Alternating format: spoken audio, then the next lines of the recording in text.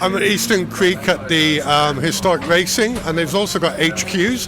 This is the first HQ race I've seen, and I'm with Dean Parker, who was well in the thick of it in the last race.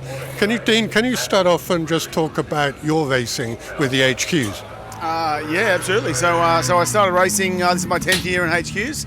I always had it on my bucket list to race a HQ for a season, and HQs was the category I chose, really based on the close racing, but also the people. So 10 years later, I'm loving it. Yeah. And it said they look like they're fairly well regulated, the cars. So what sort of regulations have you got to deal with? Are the engines really tightened down so you can't make too much modifications to them? They are, yeah. There's a fairly strict set of rules, a very strict set of rules around it. So you can effectively take the blocks out to 60 thou. You can do a little bit of head work, but you can't take the head past 44. No less than 45 cc's. Exhaust is open, and then it's got to be a 3-speed gearbox. Has to be a 355 ratio diff. So there's a lot of rules around it, but that makes for really close racing. Yeah, it certainly does. I was watching that race and it was absolutely brilliant. I was up on the top deck as you guys are coming through, and they're able to see the back of the circuit. They looked like some of them were getting a bit squirrely on the back after about 6 laps or so.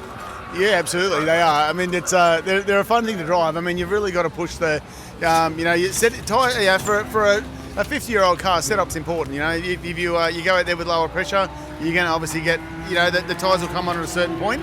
And sometimes in longer races, it's a bit of a challenge to drive them towards the end. But they're a lot of fun, and the racing's close, and that's the way we like it. And how long's the series been going for? Started in Tasmania in 1989, so it's been going for a long while, it's sort of just grown from strength to strength. Obviously, we went through a bit of a lull through COVID, and it was a little bit quieter, but sort of picking up. We've got a new member, Joe, started with us this round, so we're picking up sort of 1 or 2 new members a year, and that's really good for us. Good.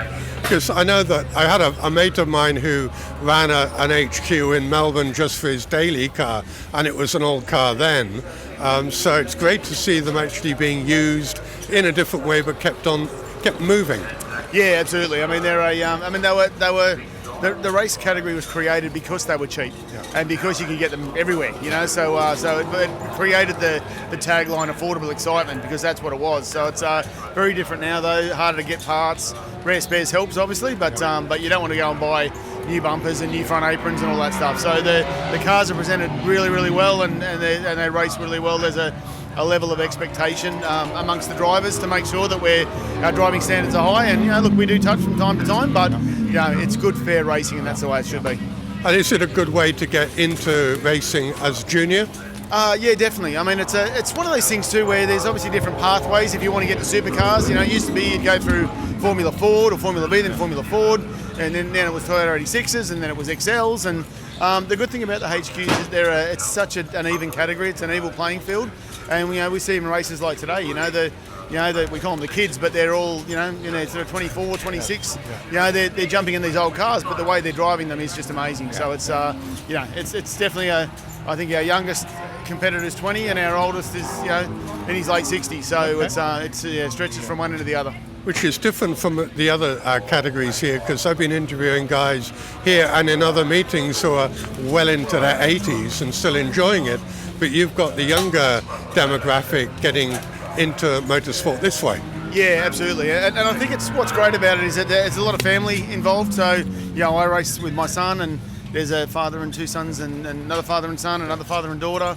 So it's very much a family category, and I think that we always love to use the word camaraderie, but I think there's we've had a couple of guys with gearbox problems, engine problems, and everyone just chips in and helps everyone else out, and that's why the category is as strong as it is.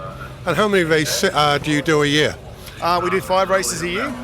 So we do traditionally we do 2 down at one raceway and 3 at Sydney Motorsports Park. We do sort of 4 with the Motor Racing Championship, but we do.